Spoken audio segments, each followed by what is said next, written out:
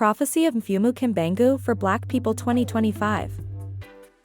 On Saturday, September 10, 1921 at 9 a.m. in Banza-Nzanda, Central Congo, the King of the Congo said, "Every human being has received a specific gift to testify to the greatness of our Creator. God speaks through the men He chooses." Saturday, September 10, 1921 was a specific day for the Black man. At the very beginning of the morning church service, around 9 a.m., the great prophet Kimbangu entered the enclosure made of branches. His face was grave, his gaze was lively, and he addressed the crowd in these terms. "My brothers, the Spirit came to reveal to me that the time has come to surrender me to the authorities. Keep this in mind, with my arrest, a terrible period of unspeakable persecution will begin for myself and for a very large number of people. We will have to stand firm, for the Spirit of our Almighty God, Pivya Batatan Zambia Mpungu Talendo, will never abandon us. He has never abandoned anyone who puts his trust in Him. The governmental, colonial, authorities, Mfumu Luyalu, will impose a very long silence on my physical person, but they will never succeed in destroying the work I have accomplished, because it comes from our God the Father. Certainly, my physical person at Kinsuni Kayam will be subjected to humiliation and suffering, but my spiritual person, Kim Piv Kayam, will fight against the injustices sown by the peoples of the dark world who came to colonize us, because I was sent to liberate the peoples of Congo, Kula Minkangu Mia Congo, and the black race of the world, Zindam Zezo. The black man will become white and the white man will become black, for the spiritual and moral foundations, as we know them today, will be deeply shaken. Wars will persist across the world, Congo will be free, and so will Africa. But the decades following the liberation of Africa will be terrible and atrocious, because all the first rulers of free Africa will work for the benefit of the whites.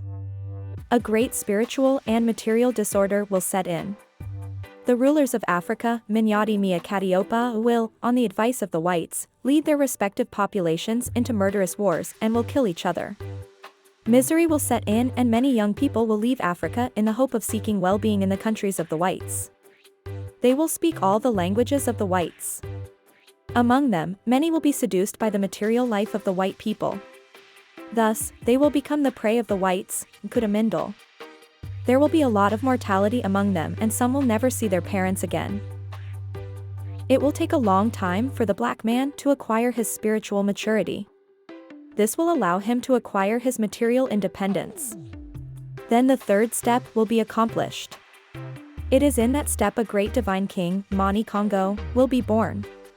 He will come with his three powers, a Makandala spiritual power, Kinzambi, scientific power, Kimazayu, and political power, Kimayala. I myself will be the representative of this king. I will put an end to the humiliation that has been inflicted on blacks since the earliest times. For, of all the races of the earth, none has been so mistreated and humiliated as the black race. Keep reading the Bible. Through its writings, you will be able to discern the acts of those who came to bring you this book and the writings or moral principles contained in this book.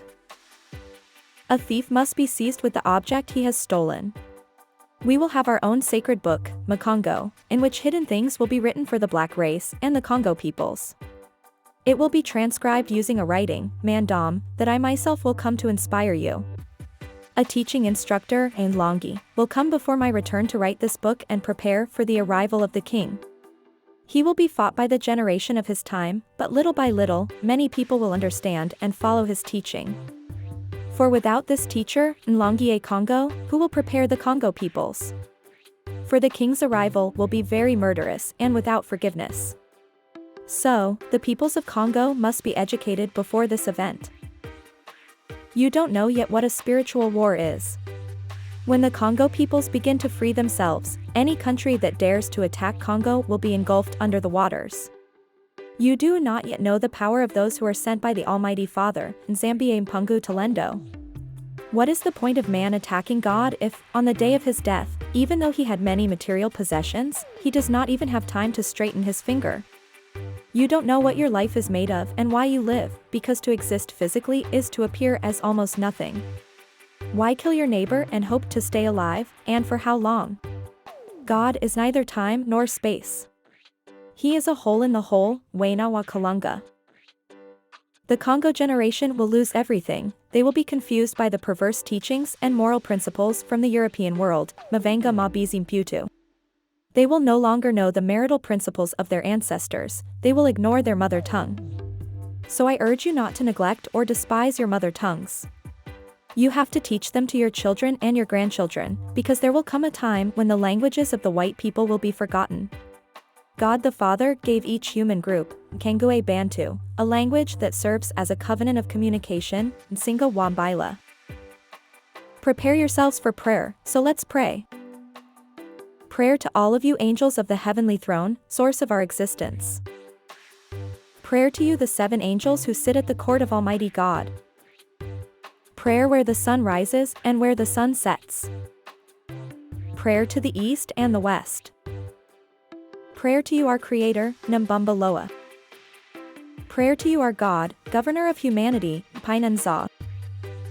Prayer to all of you angels of the earth and the air.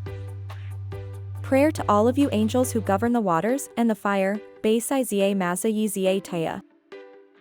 Prayer to you the great Congo Spirit, Namoenda Congo. Prayer to all of you the angels of war who govern the center of Congo, Zita Dyanza. Prayer to all of you the angels of victory, Baisai Zie Lunangu, who are struggling in the 4 corners of heaven and earth. In the name of the work that you have entrusted to me in front of the heavens and the earth, I repeat it 3 times, make sure that your holy blessing can fill the hearts of those who will rise up to help the people of Congo. I repeat it to you 3 more times, and I am addressing myself to those who will despise my work out of ignorance. I will implore our Father Creator so that He forgives them and opens the way to understanding for them, but woe betide those who will use knives, arrows, guns, poisons, witchcraft, bewitchment, or any other means of nuisance to cause death and desolation to the peoples of Congo. These kinds of thugs, whether they are white or black, whether they are Bakongo or Bangala, whether they are Baluba or Baswahili, are spirits of darkness, Pvza Bunzimbu. I swear on behalf of all the envoys who have been killed in Congo, Africa, Asia, America and Europe, that their spirits curse these despicable individuals, that they be destroyed and sent to the spiritual prisons of heaven. I ask and I command it to you the angels of heaven and earth to lead a merciless fight against these kind of individuals who are against human and divine progress, Pvza Ntema wa Bantu. I repeat it 3 more times in front of the heavens and the earth, woe betide those who continue to seek desolation in the 4 corners of the world. Come O God the Almighty Father, Nzambie Mpungu Talendo, I call you and all the angels of war, Baisai Zie Mvita, to lead a fight against this world of darkness, Nsi Abubu. Woe betide those who continue to strengthen slavery and the colonization of black peoples. You are a living God, I implore you incessantly, Njidi Kufayanganina, in the name of the blood shed by all your envoys and their humiliations. I ask you and I recommend it to you O God of love, Nkongo Kalunga, come with your angels from heaven and earth to destroy this humanity of darkness, Mahanza Makabubu, which continues to mock your majestic love. I ask that the war break out again in Europe, Vita Yabwa Diaka Kumputu, so that the black race wakes up and can assume a maturity that they had lost since the most remote times. May your covenant be sanctified and bless the peoples of Congo and the black race of all humanity. Begotten, begotten. Mfumu Kimbangu, whose name means, the one who reveals hidden things, was born in Kamba in 1887. In 1921, King Kimbangu was consecrated to awaken all the Congolese. On September 12, 1921, his birthday, Mfumu Kimbangu was arrested by the Belgian colonial authority in Kamba. Mfumu Kimbangu, born on September 12, 1887 in Kamba, died on October 12, 1951 in Lubumbashi where he was imprisoned. The peoples of Africa are beginning to wake up and break the chains of imperialism established by colonization and are on their way to the second independence, the one that will grant them true sovereignty. All that remains is the arrival of Ngua Talendo for this prophecy to be completed. Time will tell. Yaya Mikhail Massa video.